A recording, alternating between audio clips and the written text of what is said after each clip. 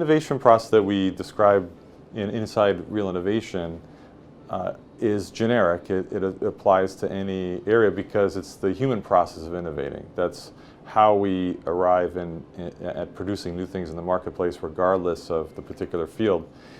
In the book, we go through different examples, but one of the main examples is a 20-year-old story so that we can talk about fundamental innovation.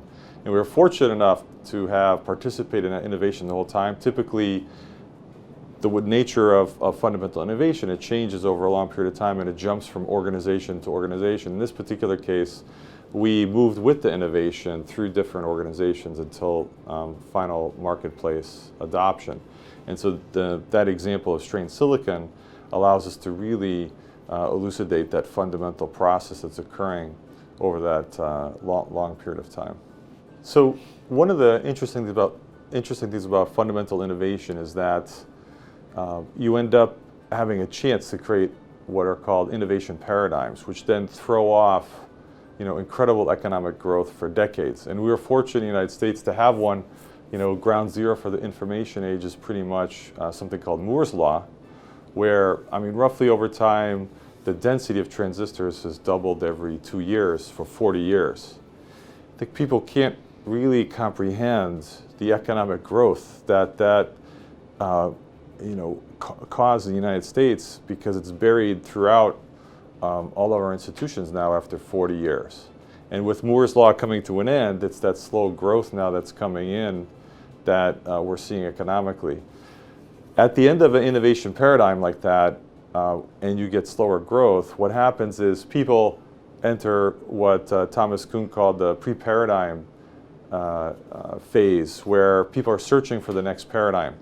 And you really start to appreciate the beauty of the old paradigm when people are running around trying to find, well, how are we going to get growth? How are we going to get growth? There's lots of encouraging things going on. People are having maker spaces. They're trying to connect virtually using the internet to try to find out what the next innovation paradigm can be. One of the things that, again, Thomas Kuhn pointed out is that the next paradigm is inherently unpredictable. The fact that Moore's Law is ending is very exciting in a way. I think it's very stressful to all the institutions that have really grown and experienced fantastic well-being during this 40-year period.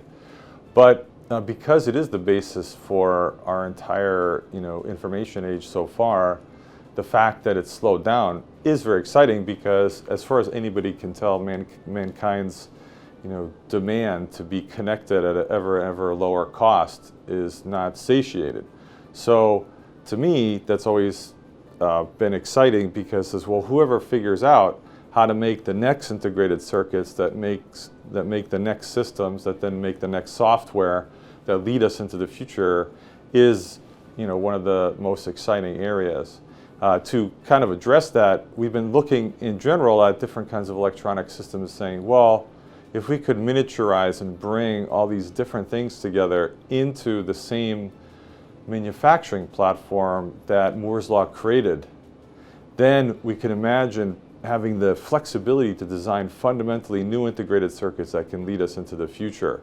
Now that's cutting across industry structure, fundamental research, all sorts of different factors. And what we've been able to do is use MIT's SMART program in Singapore to fund a larger effort where we can get materials people, process people, device people, circuit people together, let them all influence each other with some infrastructure, partnering with industry so that we can try to arrive at this next significant wave of integrated circuits. And if we're successful, it will lead us down a path of some new Moore's Law-like economic growth.